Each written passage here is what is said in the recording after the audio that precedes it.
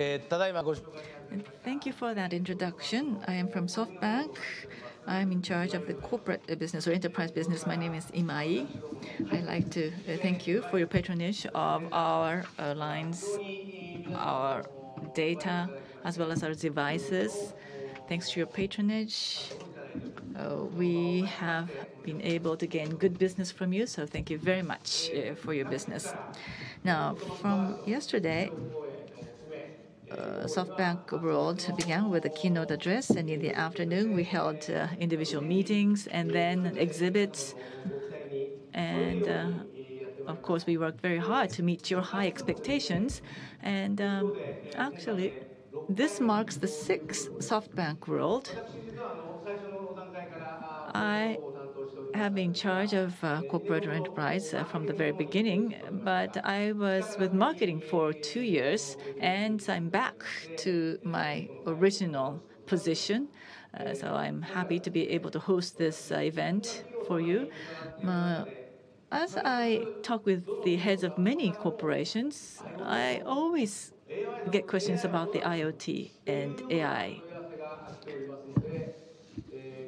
I get these sorts of questions very frequently. So at this year's SoftBank World, we hope to focus on these two areas in order to provide you with valuable information. So this will be the final keynote. So I wanted to talk about a new IT strategy that we can co-create, that you can co-create with SoftBank. Now, where do you think this island is? Which island do you think this is? Iguanas and the huge turtles. I think these are telltale signs of Galapagos Islands.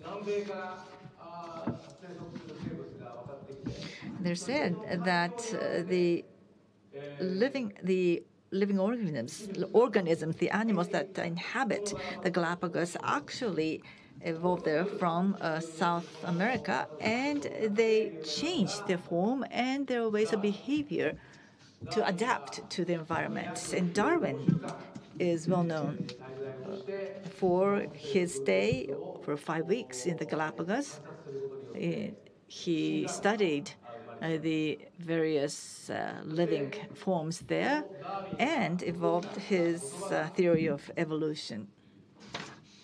And Charles Darwin said, "It is not the strongest that survive, it's the wisest. And it's not also the wisest or the smartest which survive.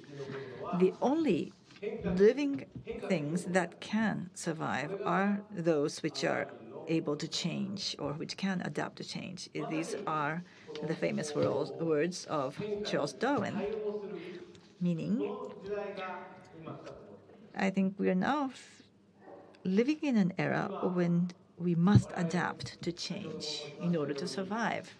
As I said earlier, when we talk to the heads of many companies, I can also feel that these corporate executives also feel the transformations besetting them because technology is evolving at an unprecedented speed.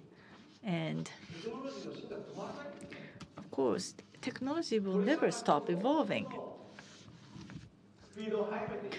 Actually, the speed of technological change will accelerate, which means the most important factor would be adaptability to change. So SoftBank's enterprise business unit or corporate business unit outlines as our motto and our objective the words of Darwin. The technology areas that we should focus on should be Darwin. And the D of Darwin is digitalization.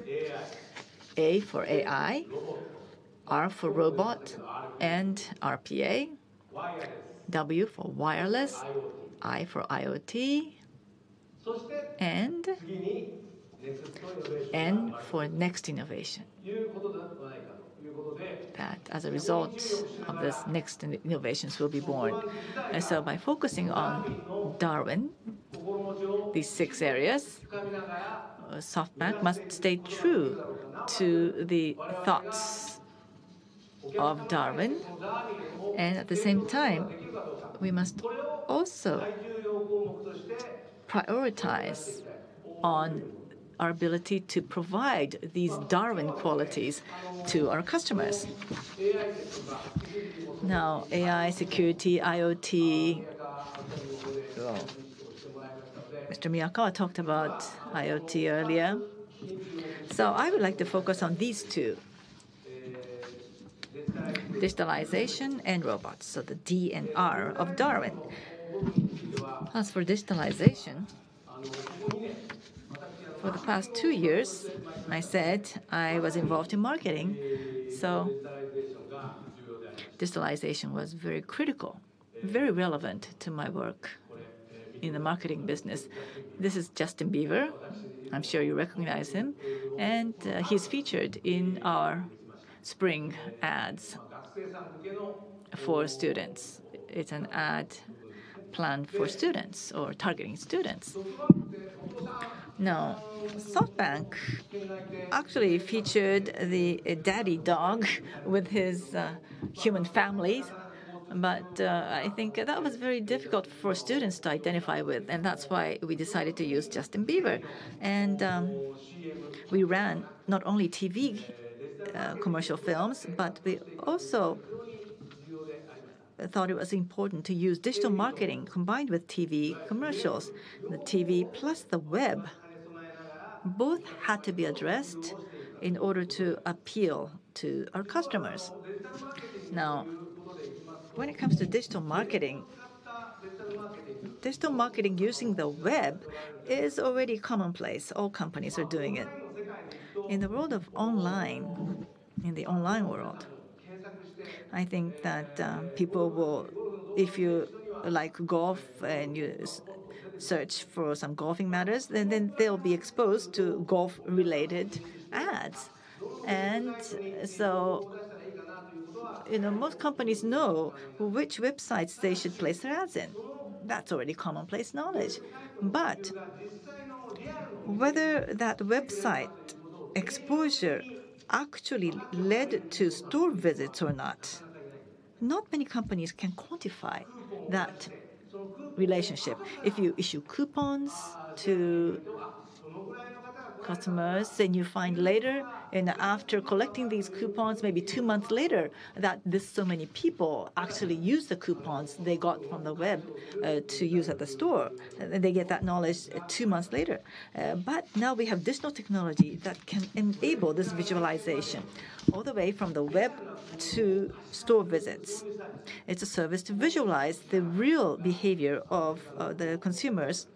And this company, Sinara, is an American company, and we invested in the company and jointly created a joint venture company called Sinara Japan.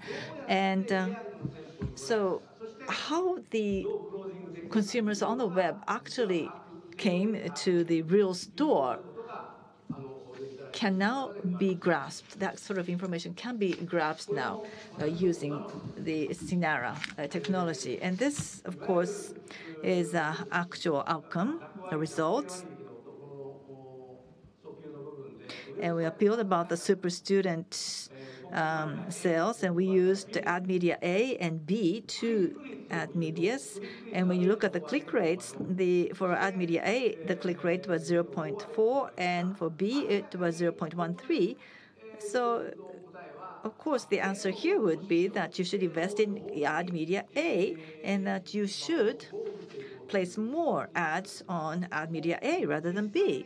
But in actuality, how about the number of consumers who came to the brick-and-mortar store as a result of seeing this ad? These are the real store visit numbers, and these are actual numbers. The store visit rate for ad media A with a higher click rate was only 1.17, which means that click rate does not necessarily equal higher store visits. Also, it's now it's also possible to trace the access routes of the store visitors. So the people who came to the store, when they closed, were actually, this was their second visit to the store, which means that at one time they did come to the store, but they didn't buy. They couldn't close the deal because the consumer didn't know, couldn't make up their mind. So the consumer went back to the web to compare different sites, and then they made the decision to buy and came again to the store. And you could see this in a quantified manner. For example, women in their 40s, when they come to the store, what sort of behavior they take. If it's a woman in their 20s, then what did they see or view on the website or focus on the website that enticed them to come to the store? We now know this, and you could also visualize the lead time to store visits. Of course, we hold various campaigns, but after you launch the campaign, how many days does it take until the consumer actually comes to the store? It of course differs according to the product, but now you can visualize this, and you can change or optimize the timing of the serving of the ad for maximum effectiveness.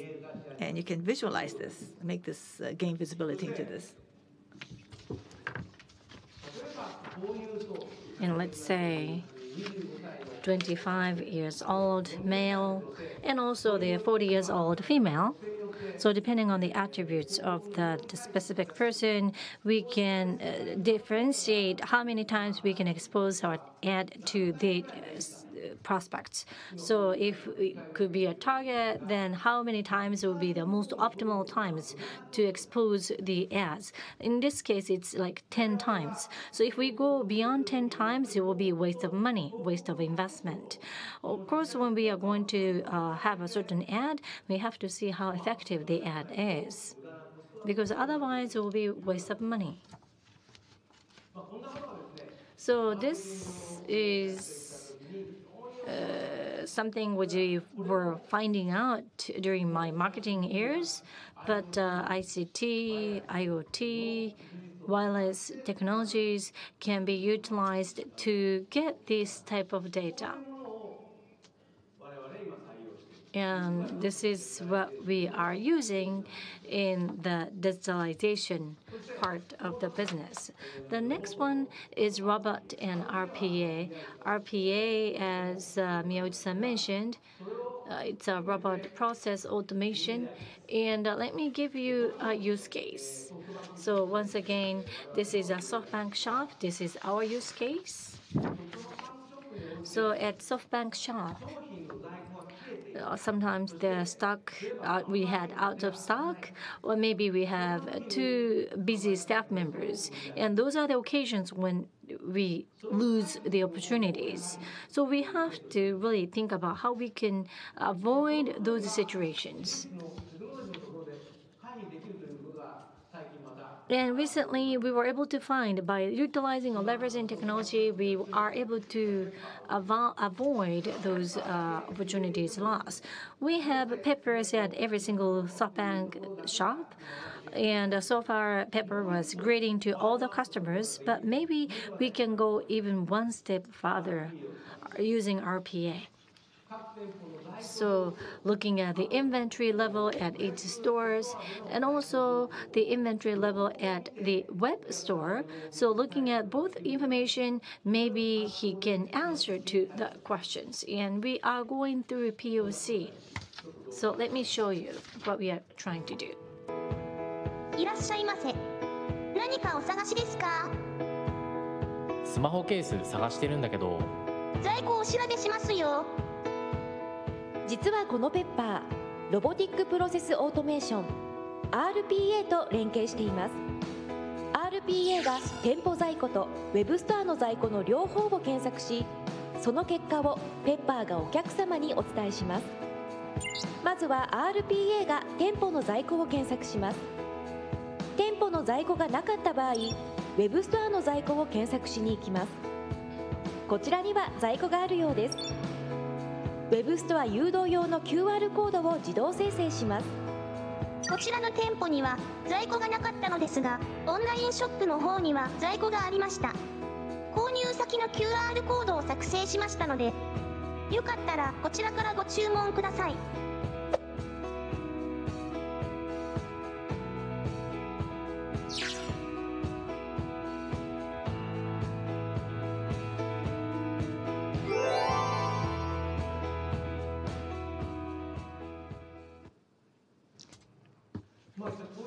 So this type of use case is not just limited to SoftBank. As long as you have physical brick-and-mortar stores, I'm sure this is effective. Today, RPA has been touched upon, and we make a press release today. But we want to offer the RPA services to the corporate users. And for that purpose, we have the partnership with RPA Holdings. And this is a company which is using BizRabo, which is the #1 deployment nationwide. And we have over 3,000 sales reps and trying to really offer the great services to our corporate customers. Darwin. For each segment of Darwin, we have been talking about each one since yesterday, and I really would like this to be used by our corporate customers. And for that purpose, we have this event, SoftBank World, and all of our sales reps have missions to communicate what Darwin is. So we have the Darwin workshop.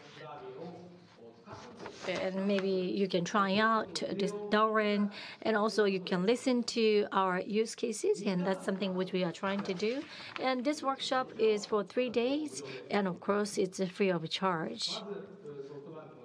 First, we will introduce SoftBank use cases, case studies, and then we try to listen to your challenge and what could be effective amongst all the Darwin components to solve your problems. And then we are trying to come up with the ROI.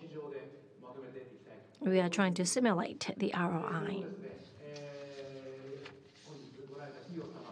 To all of you, we would like to bring proposals with 3,000 sales reps to your table about this Darwin system or Darwin mechanism. So as I said at the beginning of my presentation, well, environment and information speed, we need to be able to adapt to the change of those environment change and information speed. And for that purpose, we want to really build the ICT environment with you. And we want to be ahead of the others to offer that environment to you. And that's our commitment. So once again, thank you very much for your participation. And you can enjoy the other presentations and exhibitions in this afternoon. Once again, thank you very much. Thank you very much.